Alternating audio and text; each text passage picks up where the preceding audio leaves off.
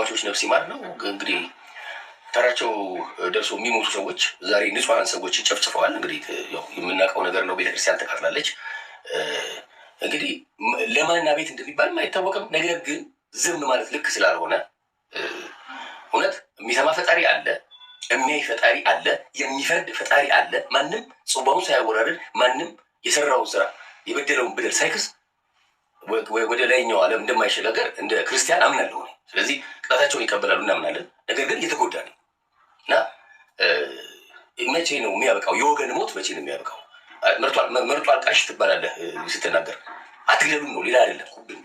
ለዛው ንጹህ አርፎ የተቀመጡ ወገኖች ምንም የማያውቁ ፈጣሪያቸውን የሚያመልኩበት ቤተክርስቲያን ተቃጥሏል። እዚህ አሁንም ኢትዮጵያን ወገኖቻችንን አትንኩብን፣ አትግደሉብን እባካችሁ ገዳዮች፣ ተራችሁ ደርሶ ትሞታላችሁ። ይሄ ሀቅ ነው። እዚህ አንዲት ሀገር አለችን፣ ተስማምተን እንኑር። የሚሻለን እሱ ነው። ሰላም ጤና ይስጥልን የእንቱ ቤተሰቦች እንዴት ናችሁልን? ዛሬ የጋራችን በሆነ ጉዳይ ማለትም አርሲ አካባቢ እንግዲህ ሰሞኑን የተከሰተ ወገኖቻችን ህይወታቸውን የተቀጠፈበት ያጡበት፣ እንደዚሁም ደግሞ የሃይማኖት ተቋም ተቃጥሏል የተባለበት መረጃዎች እንግዲህ በብዙ ሶሻል ሚዲያዎች እና በጓደኞቻችንም እየተንሸራሸረ እያየን ነው።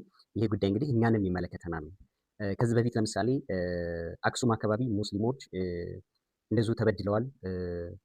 በእስልምና ሃይማኖት ላይ የተለያዩ ትንኮሳዎች ተደርጓል ተብሎ ተመሳሳይ የሆነ ሁኔታ ሲንሸራሸር ነበርና ያም ነገር እንደ ኢትዮጵያዊነት ሙስሊምና ክርስቲያን ተከባብሮ የሚኖርባት ሀገር እስከሆነች ድረስ አንዱ ሲጎዳ የሁላችንም ነው፣ አንዱ ሲበደል ሁሉም አቤት ልል ይገባል። በዛ መሰረት እንግዲህ በተለይ አሁን አርሲ አካባቢ የተፈጠረው ችግር በተለይ በክርስትና ሃይማኖት ላይ ትኩረት ያደረገ ነው የተባለው። እንግዲህ እኛ በአካል ባናይም ሁኔታውን፣ ነገር ግን እንደዚህ አይነት በደሎች ሲደርሱ ድምፅ ማሰማት ያለበት የሃይማኖቱ ተከታይ ብቻ ሳይሆን ሁሉም ኢትዮጵያዊ እንደ ኢትዮጵያዊነት ተከባብሮና ተቻችሎ የሚኖርባት ሀገር እስከሆነች ድረስ ግን ወገኖቻችን ነፍስ ይማር ለማለትና ታዋቂ ሰዎች ደግሞ በተለይ ጽንፍ የረገጡ ወይም ደግሞ በተለያዩ ሶሻል ሚዲያዎች እይታዎችን ለመሳብ ተከታዮችን ለማፍራት የሚያስቡ ሰዎች በግሉ አንድ ሃይማኖት ላይ ብቻ ትኩረት አድርገው እንደዚህ ተበደለ ብሎ የማውራት አዝማሚያዎች እጅግ በጣም በከፍተኛ ሁኔታ ተንሰራፍቶ ይታያል ማለት ነው።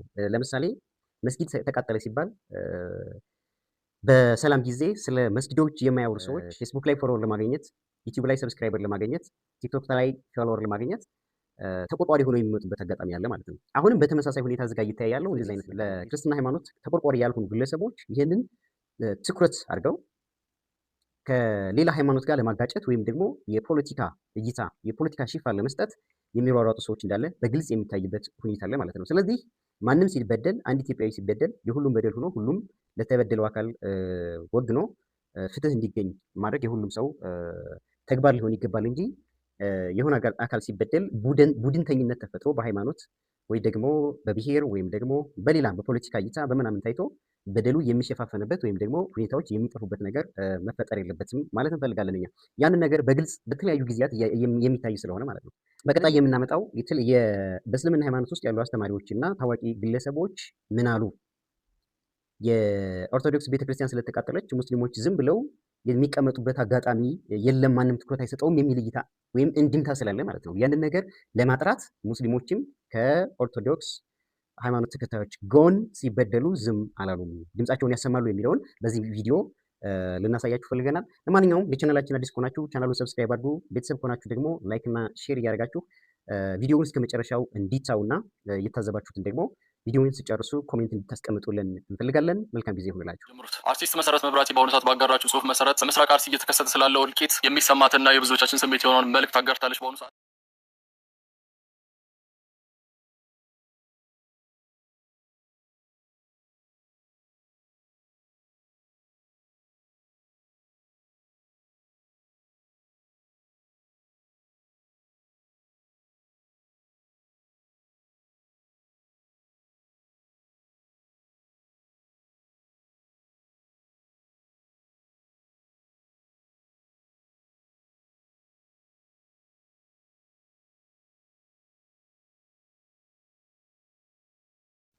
ከአርቲስቶች በተጨማሪ እንግዲህ አባ ማቲያስ ቀዳማዊ ፓትርያርክ ያስቀመጡት መልእክት አለ እዚህ ጋር። ጥቃቱን ወይም ደግሞ የተፈጠረውን ችግር አውግዘው የሚመለከተው አካል ተመጣጣኝ የሆነ እርምጃ እንዲወስድ ሁሉም አካል ከጎናቸው እንዲሆን መልእክታቸውን አስቀምጠዋል ማለት ነው። በቀጣይ ደግሞ የሌሎች ሰዎች እይታ ሌሎች ሰዎች ምን አሉ የሚለውን ደግሞ የምናመጣላችሁ ይሆናል። ላይክ፣ ሰብስክራይብ እና ሼር አድርጉ። አሪፍ ቆይታ ይሆንላችሁ።